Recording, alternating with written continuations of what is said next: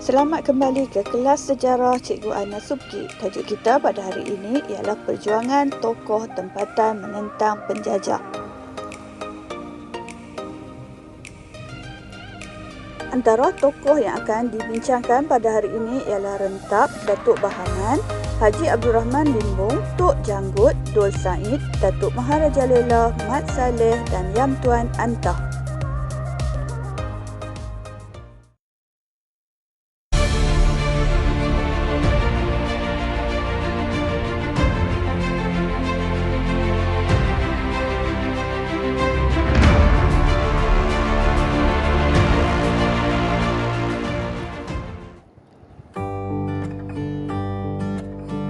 Tokoh yang pertama ialah Rentap di Bumi Kenyalang. Rentap merupakan ketua kaum Iban. Beliau digelar sebagai Raja Darat. Tentangan bermula apabila James Brooke menganggap orang Iban sebagai lanun dan menghapuskan pertempatan mereka. Keadaan semakin tegang apabila James Brooke mendirikan kubu di Danggar Serang untuk mengawasi orang Iban. Rentap kemudian menyerang kubu James Brooke dan seterusnya membina kubu di Bukit Sadok.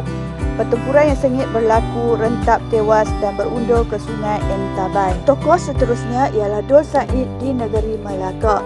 Nama sebenar beliau ialah Said bin Omar yang dikenali sebagai Datuk Naning. Pada tahun 1831, beliau mengalahkan British menggunakan taktik perang gerila. Namun setahun kemudian British menawan semula Naning dan membakar rumah penduduk di situ. British membelanjakan 100,000 pound sterling untuk mengalahkan Dol Said.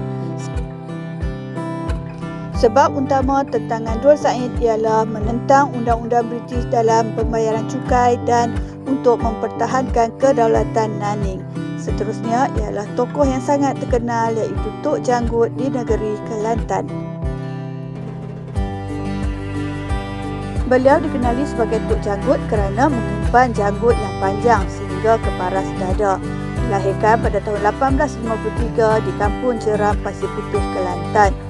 Beliau mendapat pendidikan pondok di Kelantan dan Makkah.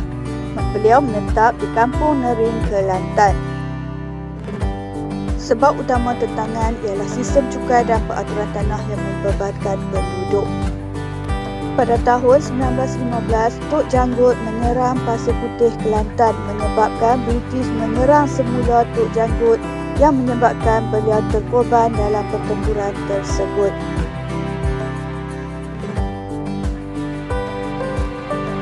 Seterusnya ialah Datuk Maharaja Lela. Beliau adalah pembesar ke-8 Perak yang berketurunan Raja Bugis. Penentangan bermula apabila J.W.W. Bush dilantik sebagai residen melalui perjanjian Bangkok. Sebab tentangan ialah kutipan cukai yang tinggi, J.W.W. Bush mencabar ketuanan Melayu dan mencabuli adat resam orang Melayu. Datuk Maharaja Lela dan sepuntung membunuh J.W.W. Bush menyebabkan British menghantar 500 tentera untuk menyerang Pasir Salak. British menjatuhkan hukuman mati kepada Datuk Maharaja Lela dan rakan-rakan yang membantu beliau dalam penentangan. Seterusnya ialah Mat Saleh di Sabah. Nama sebenar beliau ialah Datu Muhammad Saleh bin Datu Balu dari Inanam, Sabah.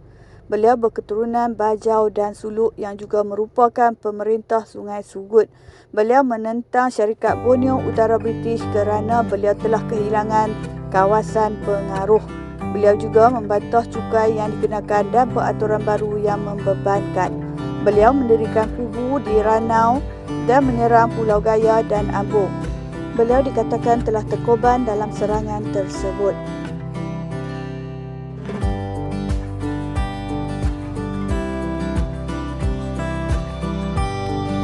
Tokoh seterusnya ialah Datuk Bahaman di Pahang.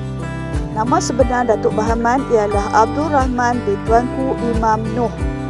Beliau juga dikenali sebagai orang kaya Datuk Setia Perkasa. Beliau merupakan pembesar di Termeluh. Sebab penentangan ialah yang pertama pelucutan jawatan sebagai pembesar dan kehilangan hak untuk mengutip cukai. Pada tahun 1891, beliau telah menyerang balai polis dan menawal kembali Lubuk Teruk dengan bantuan Tok Gajah dan anaknya Mat Kilau. 3 tahun kemudian, beliau menawan pula Kuala Tembeling dan juga Jeram Ampai. Beliau berundur ke Kelantan dan mendapat perlindungan di Chiang Mai, Thailand. Tokoh seterusnya ialah Yam Tuan Antah di Negeri Sembilan. Nama penuh beliau ialah Yam Tuan Antah Ibni Almarhum Tuanku Radin. Beliau dilahirkan pada 1812. Beliau meninggal pada tahun 1888 di Seri Menanti, Negeri Sembilan. Beliau menentang British kerana tidak bersetuju dengan perjanjian antara British dan Datuk Kelana Sungai Ujong.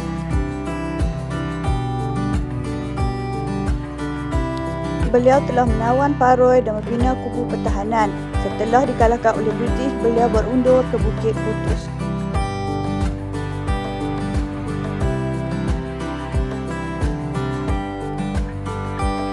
Namun setelah perjanjian perdamaian dibuat bersama British, beliau dilantik sebagai Yam Tuan Besar Seri Menanti. Tokoh seterusnya ialah Haji Abdul Rahman Limbong. Beliau merupakan guru agama di kampung Limbong, Cukai, Kemaman.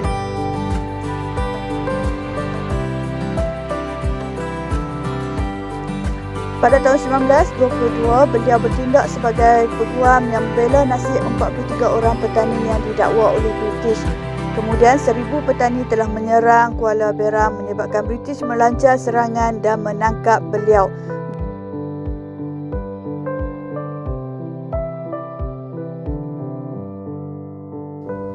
Seterusnya, kita tengok uji minda.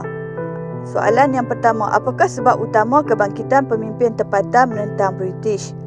Soalan kedua, siapakah mengetuai penentangan terhadap James Brooke di Sarawak? Yang ketiga, siapakah yang membantu Datuk Bahaman menyerang balai polis Lubuk Teruk?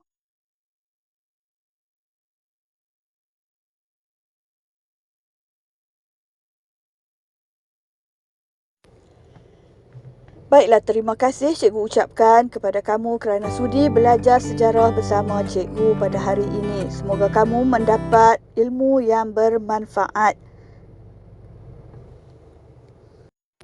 InsyaAllah kita jumpa lagi dalam kelas yang akan datang. Assalamualaikum dan salam sejahtera.